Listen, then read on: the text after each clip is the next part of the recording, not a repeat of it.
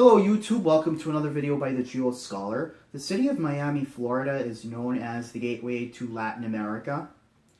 That is a very valid assessment of Miami. There is a lot of trade going on between Miami and other Latin American nations.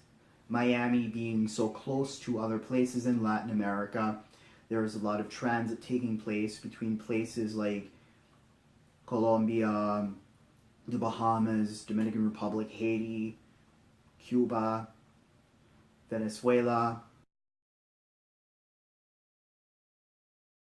You have a lot of people who have come from other parts of Latin America to settle in Miami, Florida.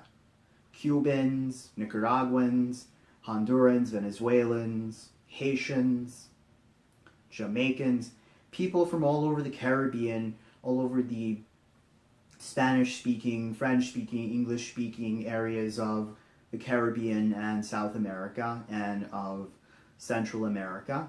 However, there is another city that is not always thought about in terms of being a gateway to the Americas, to other parts of Latin America. That is New Orleans. You could say that New Orleans is the original gateway to Latin America. New Orleans is a very old city. It has been around since the 1700s. New Orleans was ruled by the French and the Spanish before becoming part of the United States of America. And with that, there has been a lot of transit between New Orleans and other parts of the Caribbean. New Orleans has a lot of ties to Cuba that many people don't think about. New Orleans and Havana were both part of the Spanish Empire. Cuba being part of the Spanish Empire, the state of Louisiana was once a part of the Spanish Empire. And you would have ships go between New Orleans and Havana and other parts of the Caribbean.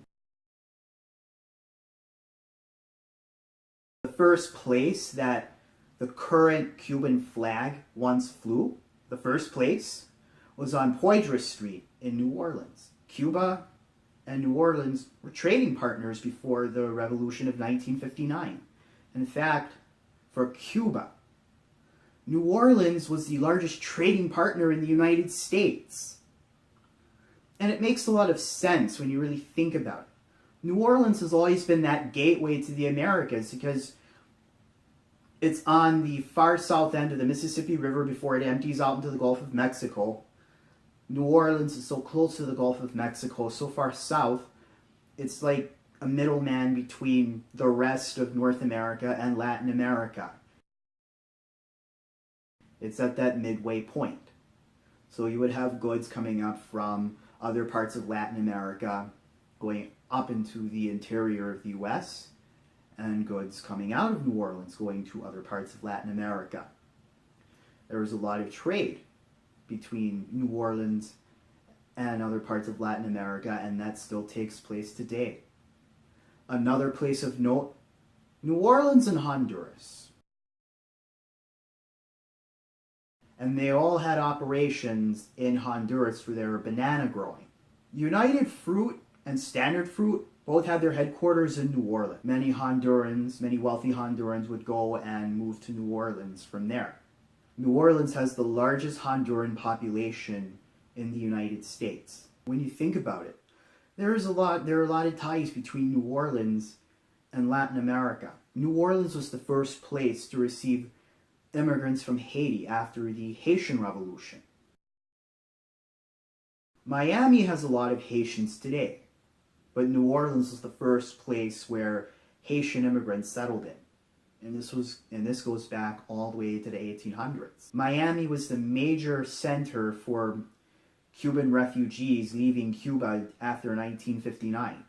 It wasn't the only place though. New Orleans received its share of Cuban refugees as well.